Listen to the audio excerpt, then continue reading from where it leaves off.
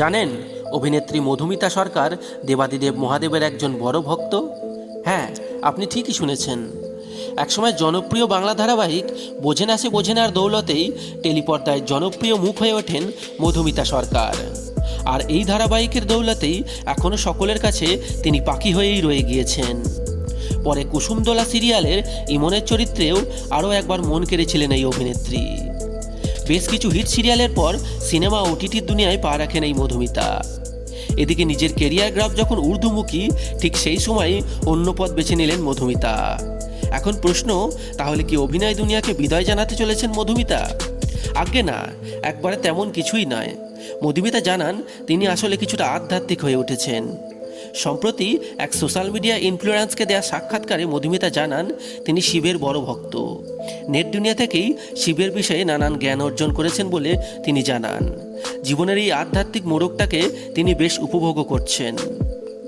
তবে এর আগেও ভ্রমণবিলাসী মধুমিতা বেশ কিছু সোলো ট্রিপে বের হয়ে বিভিন্ন শিব মন্দির দর্শন করেছেন।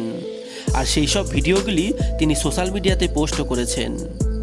2023-এ পোলিংয়ের এক শিব মন্দির থেকে রিল ভিডিও পোস্ট করেছিলেন, যেখানে কপালে তিলক কেটে রুদ্রাক্ষের মালা গলায় দেখা যায় মধুমিতাকে।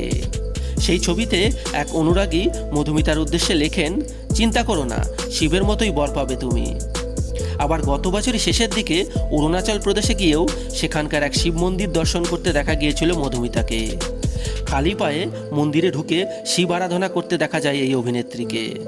আবার কিছুদিন আগেও উত্তরাখণ্ডের তুঙ্গনাথের শিব মন্দির দর্শনেও গিয়েছিলেন তিনি। বহুবার মধুমিতার সোশ্যাল মিডিয়া পোস্ট থেকে শিবের জন্য তার উপবাস রাখার ভিডিও দেখা গিয়েছে। ক্রমাগত অভিনেত্রীর শিব মন্দির দর্শন দেখেই প্রশ্ন জেগেছিল সকলের মনে, তবে কি মধুমিতা শিবভক্ত হয়ে উঠেছেন? আর এবার সেই উত্তরটা তিনি নিজেই দিলেন। তিনি জানান, হ্যাঁ, তিনি শিবের বড় ভক্ত। জীবনের এই আধ্যাত্মিক মোড়কে সত্যিই তিনি বেশ উপভোগ করছেন। তবে তার জন্য যে তিনি অভিনয় ছেড়ে দেবেন এমনটা ভাবার কোনো কারণ নেই।